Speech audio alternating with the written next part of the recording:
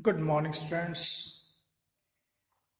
But in ninth physics, in this my video, I am going to discuss about distance time graph and velocity time graph.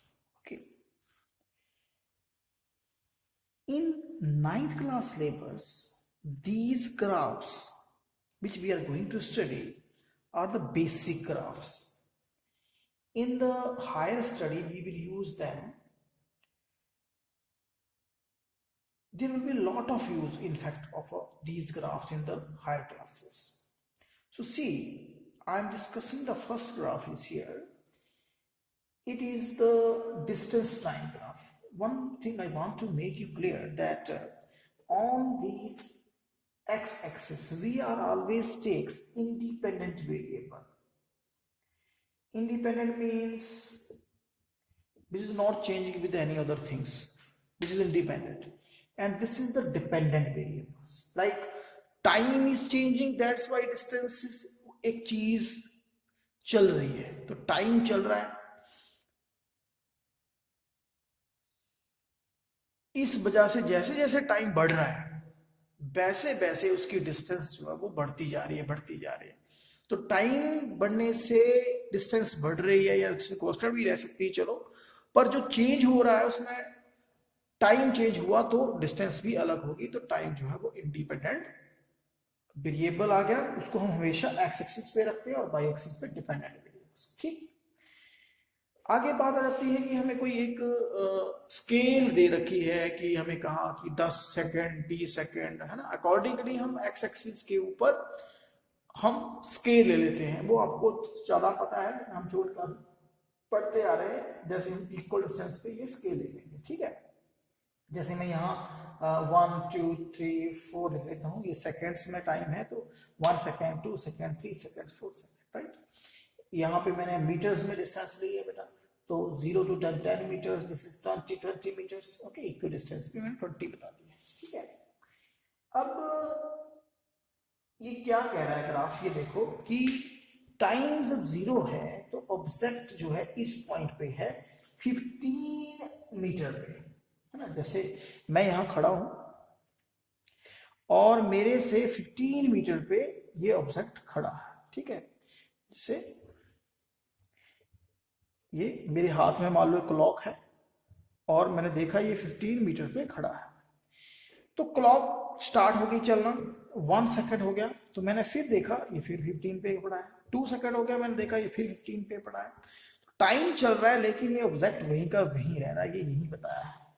This zero, this is origin, it is called reference point. In the first lecture I told you a reference point means from the point where we are observing, right? Just imagine you are sitting here with a clock, right? So this is the reference point. So time जब 1 second हुआ तब भी वो 15 metre पे ही है, 2 हुआ तब भी वो 15 पे है, 3 हुआ तब भी 15 पे है, एक स्ट्रेट लाइन बनी। मतलब ये जो ग्राफ है ये कह रहा है कि object is at rest. Is it clear? Object is at rest. अब अगली बात कि ये ग्राफ क्या कह रहा है। अगेन एक्स एक्सिस पे टाइम लिया मैंने, यहाँ पे डिस्टेंस लिया। डिस्टेंस बोल लो चाहे डिस्प्लेसमेंट बोल लो, if object is in a straight line, अगर ऑब्जेक्ट सीधा चल रहा है तो वही डिस्टेंस होती है, वही डिस्प्लेसमेंट होती है। तो हम ये ग्राफ डिस्टेंस और डिस्प्लेसमेंट के लिए कॉमन बनाते हैं कि object is in a straight line, right. अब ये क्या कह रहा है कि जैसे 1 सेकंड हुआ तो जैसे 0 टाइम था तो वो मेरे पास था, देखो समझ रहे हो, ऑब्जेक्ट मेरे पास था जब 0 सेकंड हुआ। जैसे ही 1 सेकंड हुआ तो ऑब्जेक्ट यहां पहुंच गया, दूसरा सेकंड हुआ तो वो यहां पहुंच गया, तीसरा सेकंड हुआ तो वो यहां पहुंच गया, राइट। तो 1 सेकंड पे ये डिस्टेंस, 2 सेकंड पे ये डिस्टेंस, सामने देख रहे हो, यहां पे हम लाइंस लगाए इस तरह से। तो सेकंड पे ये डिस्टेंस हो गई है, थर्ड सेकंड पे ये डिस्टेंस हो गई है। इक्वल टाइम में इक्वल डिस्टेंस बढ़ रही है ऑब्जेक्ट की। इसका मतलब क्या हो गया कि ऑब्जेक्ट यूनिफॉर्म स्पीड या वेलोसिटी से चल रहा है। यूनिफॉर्म स्पीड या वेलोसिटी भी बोल सकते हैं, क्योंकि डिस्टेंस और डिस्प्लेसमेंट हम कॉमन ले रहे हैं। राइट। अब ये ग्राफ क्या कह रहा है, ये ग्राफ कह रहा है कि पहले सेकंड में आप इतना इतनी डिस्टेंस ट्रेवल की, अगले एक सेकंड में ये देखो इतनी डिस्टेंस ट्रेवल, देख रहे हो, सीधी लाइन लगाई, यहां से सीधी लगाओ और यहां लगाओ। अगले एक में ये तो अगले एक क्या, ये तो एक में इतना, इतने ही टाइम में इतना ज्यादा चल पड़ा है। तो क्या हो रहा है, जैसे जैसे टाइम बढ़ रहा है वैसे वैसे डिस्टेंस ट्रेवल ज्यादा हो रही है, राइट। जैसे मोटरसाइकिल हम चलाते हैं तो स्टार्टिंग में हम थोड़ी डिस्टेंस ट्रेवल करते हैं एक सेकंड में, अगले एक सेकंड में हम और ज्यादा डिस्टेंस ट्रेवल करते हैं, एक्सीलरेट कर देते हैं, है ना।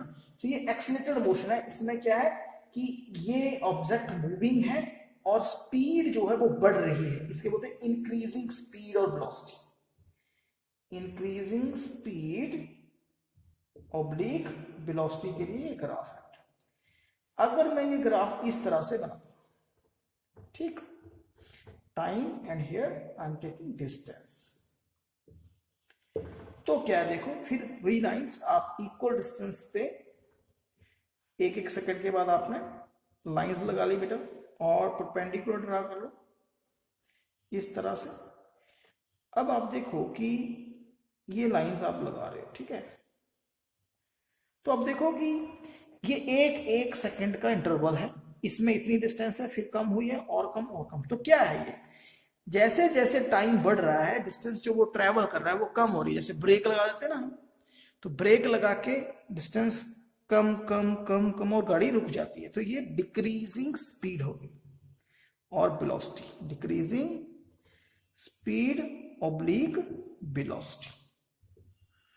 ओके बेटा, सो ये चार ग्राफ जो है वो आप समझ लो।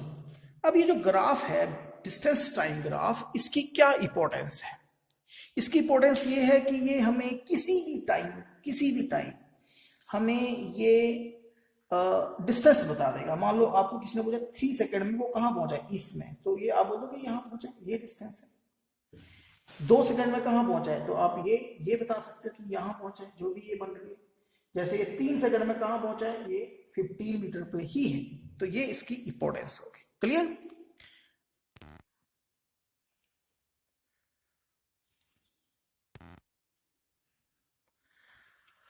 अब आप समझो कि so beta I have drawn here one distance time graph. You can see that it is starting from 0. When time passes, its distance is increasing. This means it is moving with a constant speed. In a second graph, again it is a straight line, but one change is here that it is not starting from origin. It's starting from some distance apart, just like in a last graph I have shown that it was at 15 centimeter. You can say that it is at 15 centimeter. तो ये एक distance के बाद शुरू हुआ है, दूर से शुरू हुआ है ना। मैं यहाँ खड़ा हूँ तो यहाँ से वो चलना शुरू हो गया है। तो ये बस केस है कि ये मेरे पास से शुरू हुआ है और ये मेरी थोड़ी डिस्टेंस से शुरू हुआ है।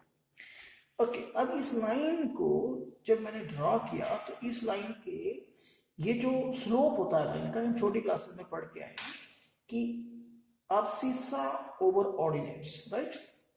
BC over AC. BC over AC is a slope. What is BC actually? See, BC is actually the distance traveled in this time t. Right? This is t time. This is the distance traveled x. Then BC is x over t. Distance over time. देखा कभी formula? Distance over time. Speed होती है ना? Yes. इसका मतलब अगर आप slope निकालते हो इस लाइन का, तो आपको स्लोप जो है वो आपको देगा स्पीड दे देगा। Clear, simple way. अब ये जो स्लोप होता है इस ग्राफ में कैसे हम फाइंड आउट करेंगे, ठीक है। अब ये जैसे ये लाइन है, ओके, यहां से एक स्ट्रेट लाइन नीचे ड्रा करें, तो मैं यहां कोई भी पॉइंट ले सकता हूं कहीं पर भी, राइट। जैसे मैंने एक पॉइंट लिया ये और यहां से ड्रा करके एक ये पॉइंट ले लिया, ठीक है। अब इस पॉइंट की डिस्टेंस है x2, O से x2 डिस्टेंस है, और ये जो पॉइंट है ये यहां से ये वाला जो पॉइंट है इसको आप z बोल लो, ये z, ये x1 डिस्टेंस है, ठीक है बेटा। अब स्लोप ऑफ द ग्राफ निकालना है, तो स्लोप ऑफ द ग्राफ में मैंने this line over this line, दोनों लाइंस जो है वो ग्राफ को टच कर रही होनी चाहिए, right. BD over this is BD over this, whatever we can say FG HG, ठीक है, HD we can say BD over HD, this is. अब BD जो है वो पूरी लाइन जो है BC, उसमें से CD निकाल के आ रहा है, देखो इस पूरी में से ये निकाल देंगे तो ये BD बन जाएगा, BC माइनस CD।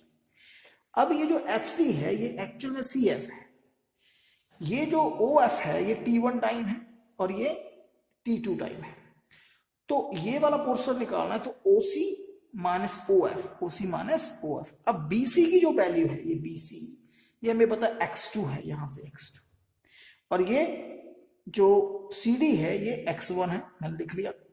OC जो है ये OC ये T2 टाइम है और ये OF जो है ये T1 टाइम है।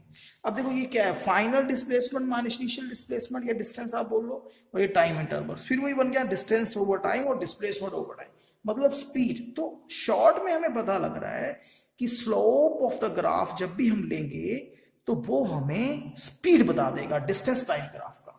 तो डिस्टेंस टाइम ग्राफ की दो इंपॉर्टेंस होगी बेटा। पहली इंपॉर्टेंस कि किसी भी टाइम पे हम डिस्टेंस बता सकते हैं, है ना, इस टाइम पे डिस्टेंस बोली कितनी ट्रैवल है ये बता दी, ये बननी चाहिए।